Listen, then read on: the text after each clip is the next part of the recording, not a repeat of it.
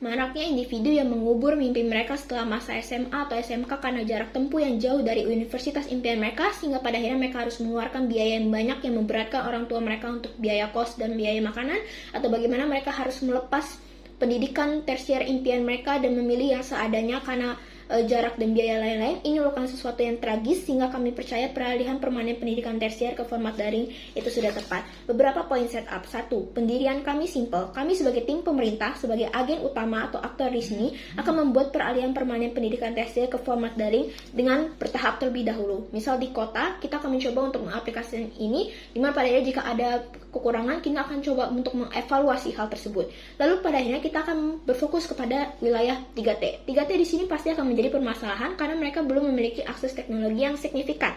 Sehingga pada akhirnya kita akan menurunkan orang-orang yang memang ahli terhadap teknologi. Kita akan mencoba menyetarakan proses-proses yang ada seperti perangkat-perangkat dan lain-lain. Kita juga akan mencoba untuk memperbaiki akses-akses yang internet yang ada, sehingga pada akhirnya kalaupun kita bekerja sama dengan lembaga-lembaga yang berfokus pada iptek, itu bukanlah sesuatu yang masalah, karena pada akhirnya kita akan berfokus sebagai pemerintah, kita berfokus kepada masyarakat kita.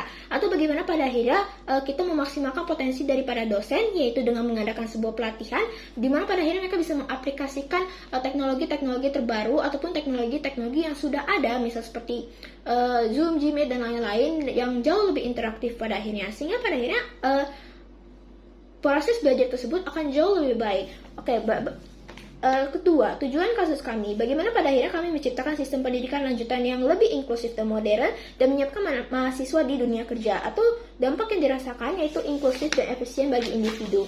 Bagaimana ini terlihat? Ini mosi dukungan, sehingga beban pembuktian kami cukup kenapa pada akhirnya peralihan permanen pendidikan tersier ke format daring itu jauh lebih unggul. Atau B, bagaimana peralihan ini dapat membantu menangani masalah hambatan jarak atau kesetaraan. Sehingga C, bagaimana sekalipun ada skenario buruk di sisi kami atau kekhawatiran oposisi, itu dapat dimitigasi. Masuk pada argumentasi, patut dipahami bahwa saya rasa esensi pendidikan tersier itu bukan bagaimana kita mentransfer ilmu di ruang-ruang kelas yang megah, tapi bagaimana caranya pendidikan itu dapat diakses secara merata, bukan?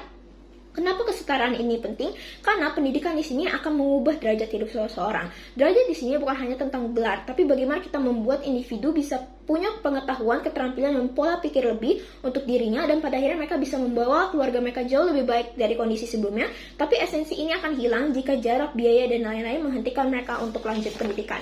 Oke, masuk pada argumentasi pertama. Kenapa ini lebih unggul? Saya rasa kalau misalnya berkata tentang biaya, dana yang seharusnya dipakai untuk renovasi gedung, bikin gedung baru di sebuah fakultas misal, agar kita bisa menerima 1.000 mahasiswa dan lain-lain, itu akan jauh kita alihkan untuk peningkatan website, aplikasi, jurnal-jurnal, bahkan pelatihan bagi para dosen dan pemateri, supaya mereka tidak bingung untuk mengaplikasikan format daring nantinya. Sehingga ini akan jauh lebih menghemat biaya, dan kalaupun misal mahasiswa itu ingin membeli sebuah device, maka mereka bisa untuk menabung yang jauh lebih dalam, dan mereka tidak bisa untuk mengeluarkan biaya transportasi, sewa kos, dan lain-lain. Itu akan dialihkan untuk keperluan perangkat mereka. Tapi saya rasa yang kedua, ini sesuai dengan gaya belajar mahasiswa saat ini, di mana ini didominasi oleh Gen Z yang punya fokus sebentar. Kenapa mereka punya fokusnya sebentar? Karena sejak awal mereka itu perlu yang namanya perhatian ataupun tantangan, di mana kelas-kelas dosen itu umumnya berbicara secara pasif, dan jika ada format daring seperti ini dengan model video interaktif misalnya, maka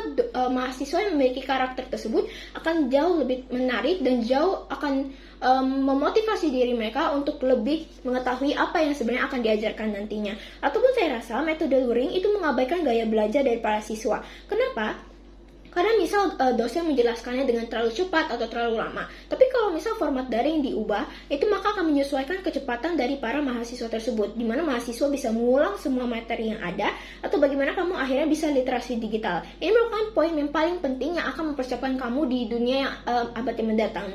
Kenapa? Karena pada akhirnya kamu harus terbiasa untuk memilah-memilah informasi yang ada di format daring tersebut untuk menghindari hoax dan lain-lain, sehingga pada akhirnya kalaupun oposisi bilang kita akan menghambat interaksi sosial dan lain-lain, atau pada akhirnya ini akan merugikan, ini tidak akan terjadi, karena pada akhirnya ini akan timbul kewaspadaan di sisi mahasiswa untuk jauh lebih pandai dalam berteknologi.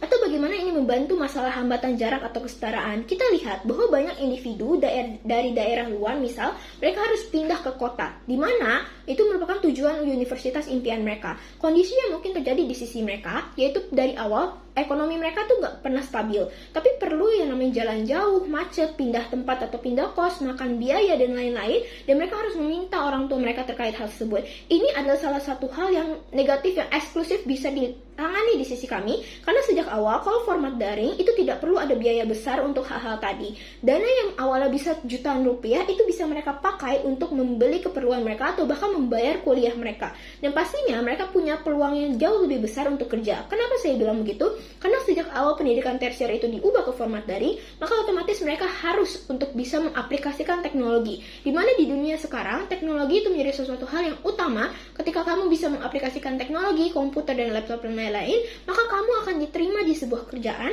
dan itu merupakan sesuatu yang paling dicari di kerjaan, sehingga pada akhirnya akibat mahasiswa yang bisa mengakses pendidikan tanpa harus mengubur mimpi mereka karena jarak dan biaya, disitulah kesetaraan akan terwujud pada akhirnya.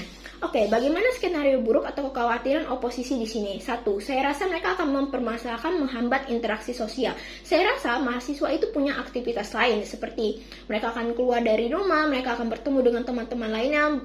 Jadi saya rasa, kalaupun mereka itu pendidikan tersier dengan format daring, mereka juga tetap akan berinteraksi, mereka akan mengobrol pada akhirnya, sehingga ini tidak akan pernah menghambat interaksi sosial yang ada. Atau yang kedua, mereka akan mempermasalahkan di sini, yaitu mahasiswa akan jadi lebih malas. Coba kita telah terlebih dahulu ada alasan kenapa mahasiswa itu jadi lebih malas pada akhirnya. Karena sejak awal, mode pembelajaran di pendidikan tersier itu tidak pernah seefektif itu. Itu sangat pasif, dimana hanya komunikasi dua arah, yaitu dosen yang menjelaskan dan mahasiswa yang mencatat dan lain-lain, sehingga mereka menjadi malas. Atau bahkan ketika mereka harus biaya yang kuliah yang jauh, mereka harus jarak-jarak yang jauh, sehingga pada akhirnya mereka malas untuk datang ke kuliah tersebut.